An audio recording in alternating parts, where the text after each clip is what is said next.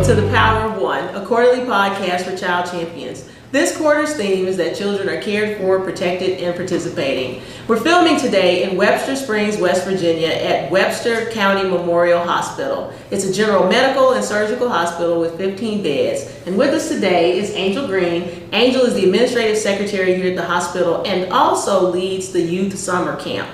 Angel, thanks for being with us today. We're excited to have time to hear about the work that you're doing here at the hospital. So with that, I would love for you to tell us a little bit about your involvement and what you do. My name is Angel. I work here at Webster County Memorial Hospital as the administrative secretary.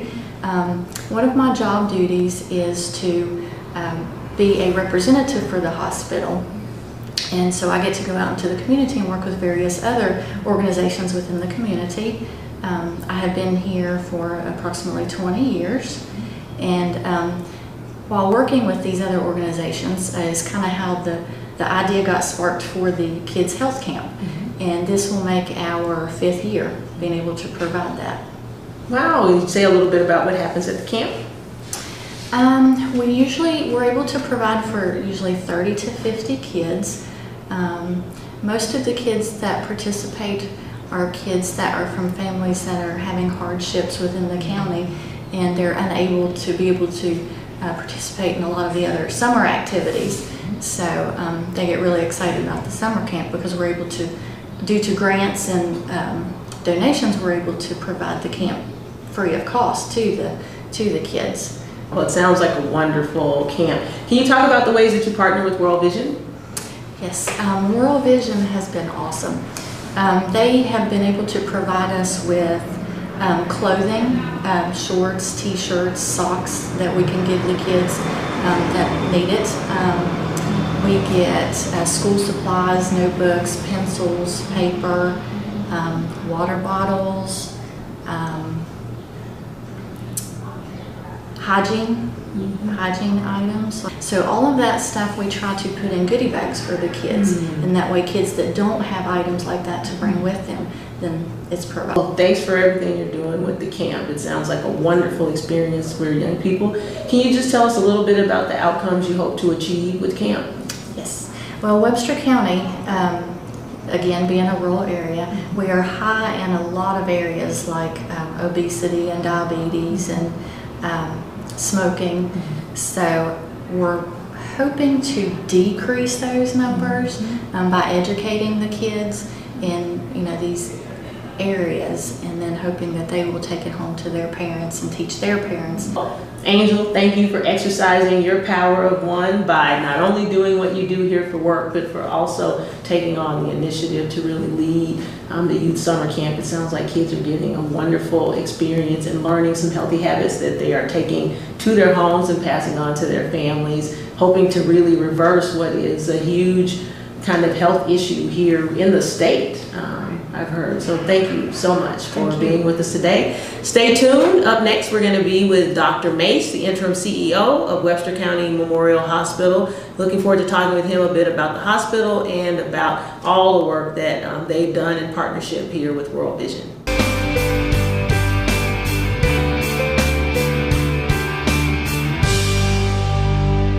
We're joined now by Dr. Mace, who's the interim CEO for Webster County Memorial Hospital. I'm excited for you all to hear from him about the hospital and all the great work that they're doing. Thank you so much, Dr. Mace, for joining us. I'm looking forward to hearing about the great work of the hospital and all that you're doing. Could you tell us a little bit about yourself and how you got involved with the hospital? Okay, sure. My association with the hospital goes back to 1970. And to back up a little bit further, I graduated from West Virginia University Hospital School of Medicine in 1969. I went to Ohio Valley General Hospital in Cleveland for an internship. And following that, decided to come home. In August of 1970, I became associated with the hospital. At that time, it was a private practice type setting. I had an office in town. Actually started there in a home of one of the other physicians that had been here previously. His name was Dr. Allen. And we, at that time, had more liberty as far as practicing medicine in kind of the old-fashioned way. Okay, I delivered babies.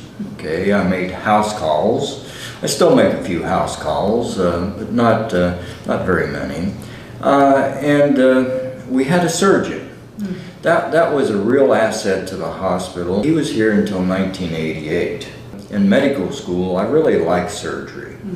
And so I had some advanced training in medical school in that. And when I came here, then the surgeon needed some help, so I got to be his first assistant. And we did a lot of work together over the years. And that was important to me because that gave me additional skills that I didn't have. If I would have gone to Charleston or one of the other larger cities in the state, I just wouldn't have had the opportunity that I have here. 1994, the hospital bought my practice and Dr. Bennett's practice, so we moved here to the hospital then. And we've been associated with the staff here since then. And now we have the inpatient services. We also have a clinic associated, and we have the emergency room. And it's fairly significant to have a place for people to come in an area that's so rural and remote. So I'm under the understanding that it takes a significant level of commitment to keep a medical center here, and that it means a lot to the surrounding community. When we're recognized as a critical access hospital, that's because we're here, okay? And really that's what has made me a better doctor these days too, because there were many times when I was the only doctor in the county. Wow. Okay, but the real point is the fact that we are isolated. It takes probably 45 minutes to get to the nearest facility, which would be Summersville. Wow. And we're within probably an hour and 45 minutes from Charleston, which would be one of the major trauma centers, or Morgantown, which is another major trauma center. So we're the gatekeepers. Okay, we're the first line that has the opportunity to make an impact on saving people's life and getting them into the system. Wow, well, that is incredible, realizing kind of the hub that this place is. It's a heart for care for people, and that is wonderful to hear about just the role that the hospital serves for folks who might not have access otherwise. Right. So thank you for sharing that. So can you talk a little bit about the partnership with World Vision? Sure.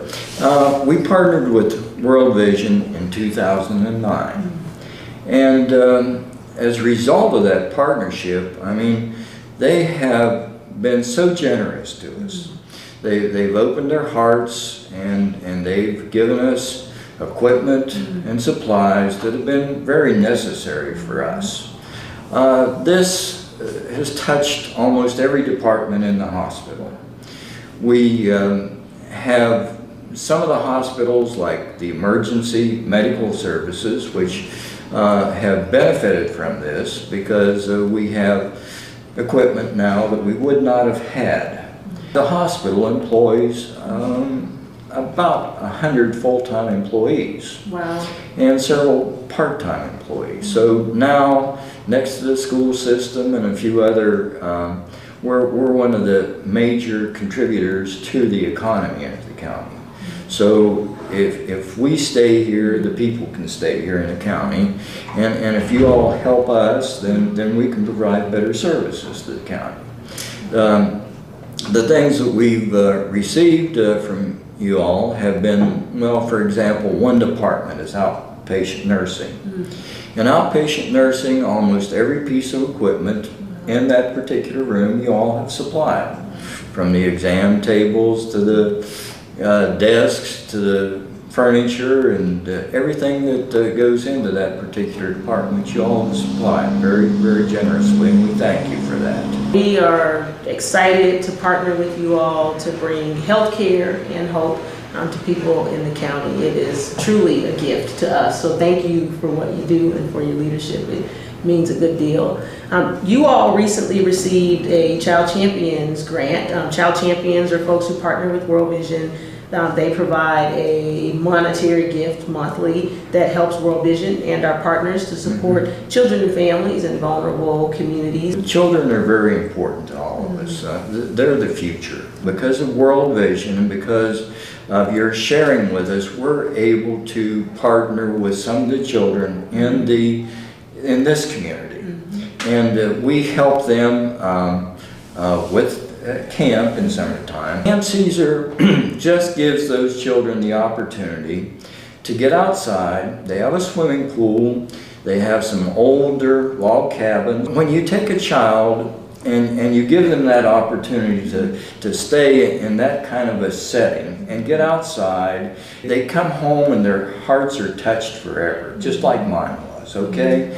Because they have that experience of being there with other children, of playing, but yet they learn values that they wouldn't learn otherwise. So you all have been a part of that. I know also that this past Christmas that you provided Christmas gifts for over 200 children here in the county.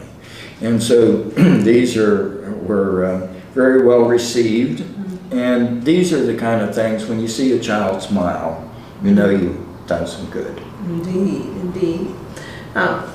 Thank you so much for your time today. I've appreciated it. It's been wonderful to have a chance to chat with you and to hear about World Vision and the partnership with the hospital, and for hearing all about the wonderful things that you all are doing, as well as hearing about a little bit of your personal story. Before we go, is there anything else that you would like to share about the work of the hospital or the partnership with World Vision? That we're here to offer quality care to the community. That's what we're really here for. And without the hospital, the community wouldn't survive.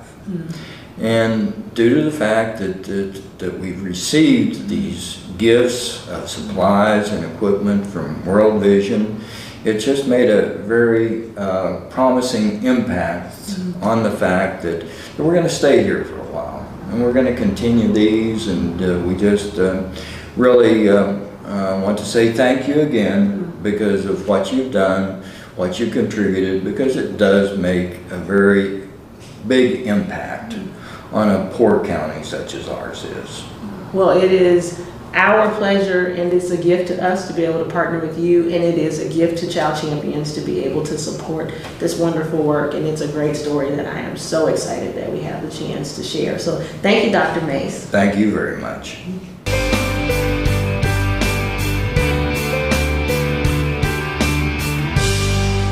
Welcome back to this segment. We're excited to be with you. We're joined today by Tammy Tucker and Nancy Curkendall here at the Mount Vernon Elementary School in Brownton, West Virginia.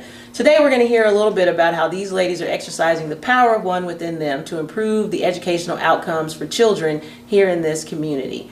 Tammy, directly to my right, has been the principal at Mount Vernon for 14 years. She also teaches 3rd and 4th grade, and she is the coordinator for the Kid Reach program.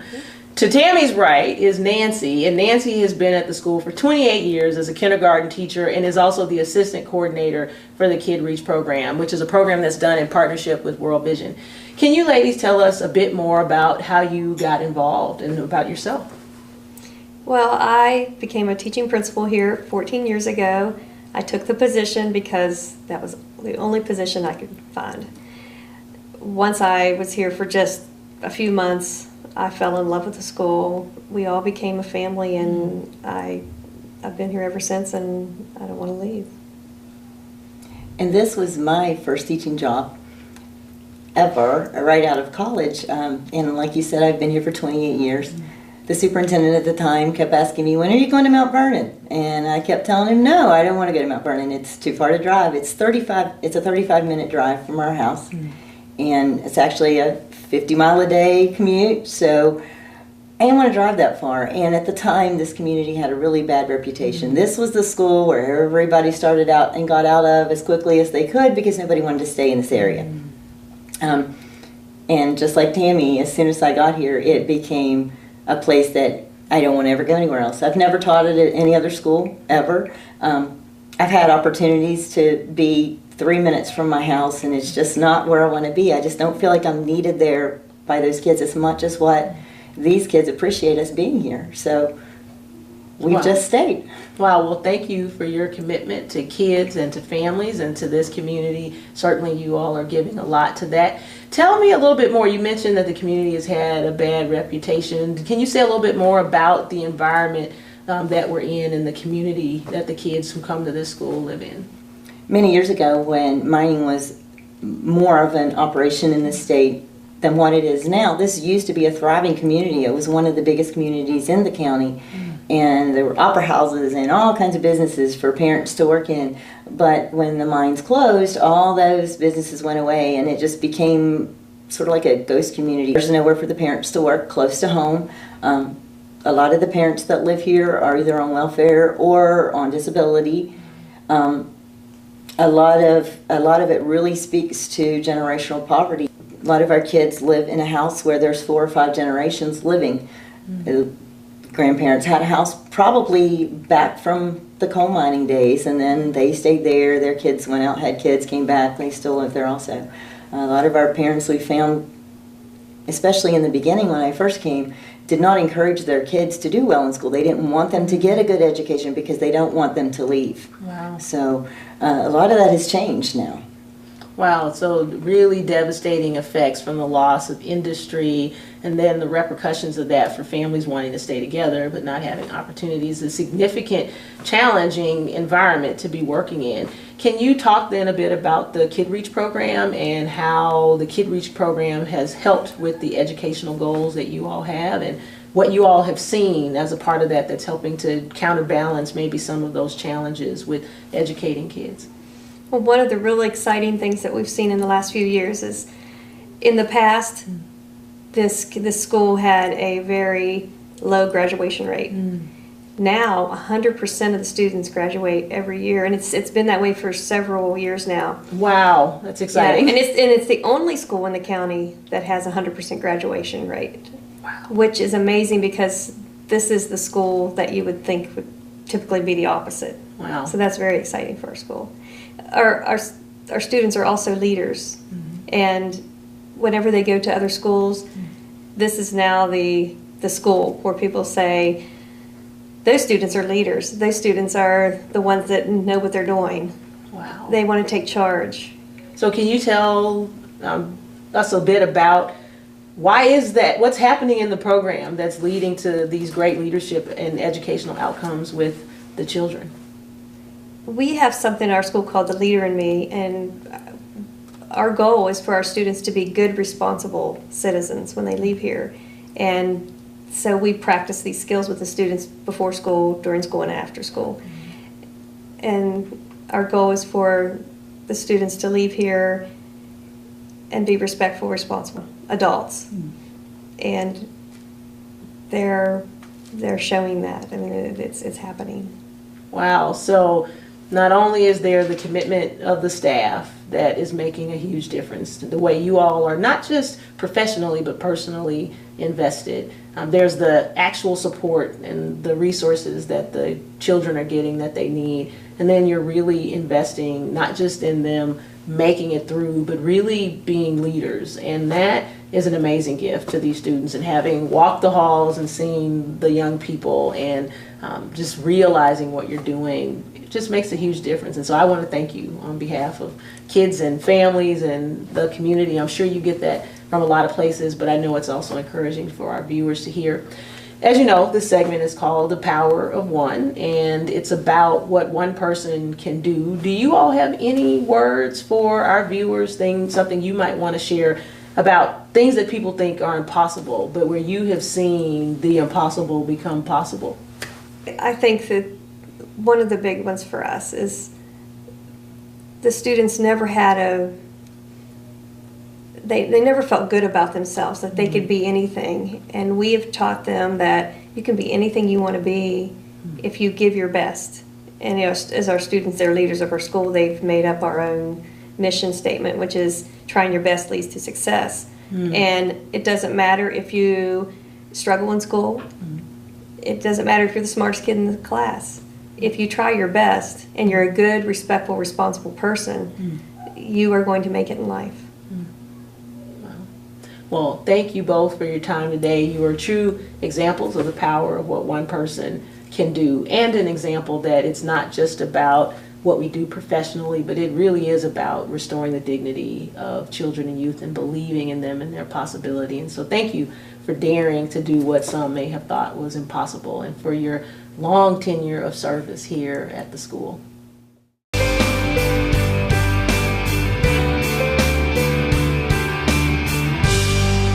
Welcome back to this segment of The Power of One, the quarterly podcast for Child Champions. For this segment, we're going to be with Shelby Frye. Shelby has been a participant in both Kid Reach, the after-school academic support program that has been done in partnership with Mount Vernon, as well as Camp Appalachia, a summer enrichment opportunity for young people here in West Virginia.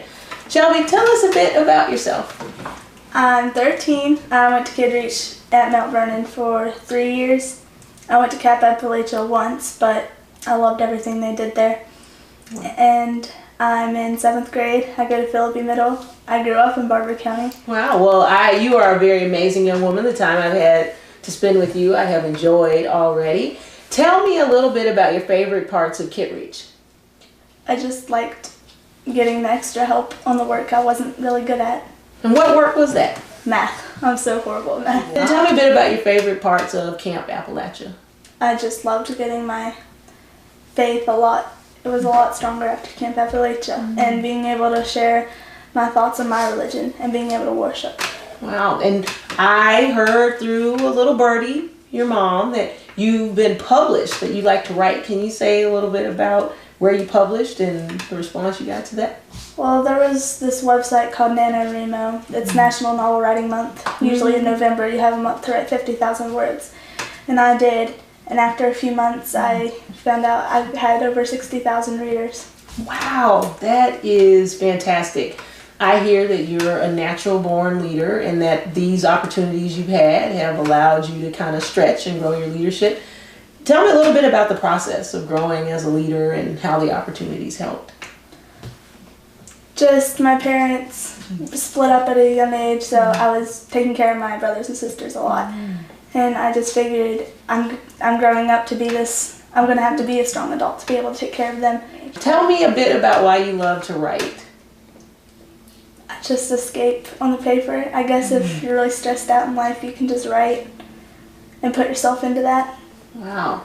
Well, you have done two things. You have seized an opportunity, which some might see as a challenge, and you have turned it into a leadership opportunity, and you have found a way to handle the things that life has brought you by putting it into a positive outlet, and I'm so glad to see that it is rewarding you. You are a well-loved young woman, and it has been great to get to know you. I love you already, and I just met you a little bit ago. So is there anything that you would say to adults who are thinking about investing themselves in the lives of young people in the way that Tammy down at Mount Vernon and Nancy have done, or in the ways that the Women of Vision from Appalachia have done with Camp Appalachia? What would you say to adults out there? They should definitely try to be mentors, because I've found my life stirred in a positive direction from Mrs. Tucker and Mrs. Curkendall and everyone at World Vision and Camp Appalachia. So I think if you want to be a mentor, I think it's a really good idea, because you're going to help a lot of people. Well, thank you so much for being with us.